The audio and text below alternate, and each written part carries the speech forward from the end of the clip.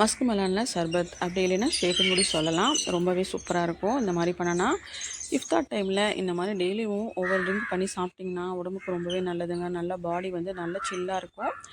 ரொம்பவே ஆரோக்கியமான ஒரு ட்ரிங்க்கும் கூட. இப்போ பார்த்தீங்கன்னா மஸ்க் மெலனை உங்களுக்கு எவ்வளோ குவான்டிட்டி வேணுமோ அந்த அளவுக்கு எடுத்துக்கலாம். அப்படி இல்லைன்னா அரைப்பழம் வேணுனாலும் அரைப்பழம் எடுத்துக்கலாம். இப்போ உள்ளே இருக்கிற சீடெல்லாம் எடுத்துகிட்டு இந்த மாதிரி நல்லா கட் பண்ணிக்கலாங்க. இதோட குட்டி குட்டியாக கட் பண்ணிவிட்டு இதை வந்து ஒரு மிக்ஸி ஜாரில் மாற்றி நல்லா ஃபைன் பேஸ்ட்டாக அரைச்சி வச்சுக்கலாம். இதை பார்த்தீங்கன்னா இதை நல்லா அரைச்சி வச்சுக்கலாம்.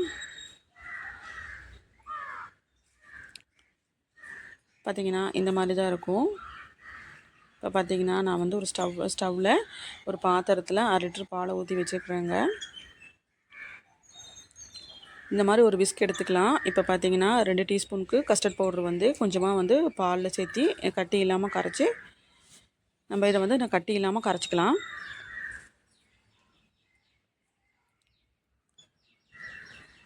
பால் வந்து ரொம்ப கொஞ்சம் சூடாக ஊற்றுனீங்கன்னா இது கட்டி தட்டும்.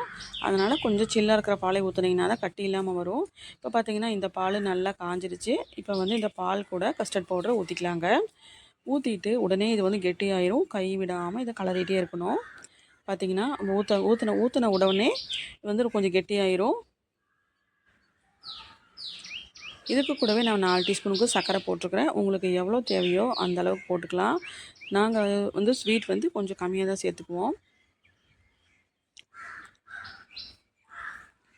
நல்லா கலரிக்கலாங்க. இப்போ பார்த்தீங்கன்னா அது கூடவே அரைச்சி வச்சுருக்கிற மஸ்க் மெலன் கூட ஊற்றிக்கலாம்.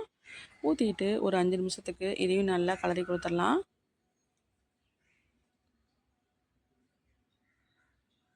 பார்த்தீங்கன்னா இந்த மாதிரி நல்லா கலரிடலாம். கட்டி இல்லாமல் நல்லா கலரிடலாங்க. அவ்வளோதான். நம்ம ஸ்டவ் ஆஃப் பண்ணிவிட்டு இதை கொஞ்சம் நேரத்துக்கு இதை ஆற வச்சிடலாம். பார்த்திங்கன்னா இப்போ வந்து இந்த மாதிரி தான் இருக்கும். இது வந்து நம்ம இது எல்லாத்தையும் போட்டுட்டு சாப்பிட போகும்போது பார்த்திங்கன்னா நல்லா ஐஸ்கிரீம் மாதிரி இருக்கும். பார்த்திங்கன்னா ஊற வச்சுருக்கிற சப்ஜா சீட் போட்டுக்கலாங்க. அதுக்கப்புறம் ஜவ்வரிசி வந்து வேக வச்சு சில் வாட்டர் போட்டு ஃபில்ட்ரு பண்ணி உடனே வச்சுருங்க. அப்படி இல்லைன்னா கட்டி கட்டியாக சேர்ந்துடும்.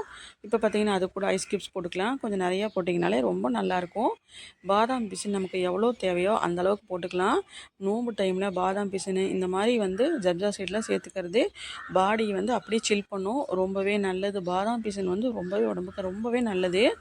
இப்போ இது எல்லாத்தையும் போட்டுட்டு இது நல்லா மிக்ஸ் பண்ணிக்கிறாங்க. உங்களுக்கு ஏதோ ஃப்ரூட் வேணாலும் நீங்கள் போட்டுக்கலாம். பார்த்திங்கன்னா இது நல்லா வந்து மிக்ஸ் பண்ணிவிட்டு ஃப்ரிட்ஜில் வந்து நல்லா 1 hour வச்சதுக்கப்புறமா நம்ம வந்து டம்ளர் ஊற்றி சர்வ் பண்ணால் ரொம்பவே சூப்பராக இருக்கும். இஃப்தார் டைமில் இதை வச்சு சாப்பிட்டிங்கன்னா ரொம்பவே அருமையாக இருக்கும். மறக்காமல் ட்ரை பண்ணி பார்த்துட்டு எப்படி இருக்குன்னு சொல்லுங்கள். வீடியோ பிடிச்சி லைக் பண்ணுங்கள், ஷேர் பண்ணுங்கள். மறக்காமல் ஃபாலோ பண்ணிவிட்டு நம்ம சேனலை சப்ஸ்கிரைப் பண்ணிக்கோங்க. தேங்க்ஸ் ஃபார் வாட்சிங்.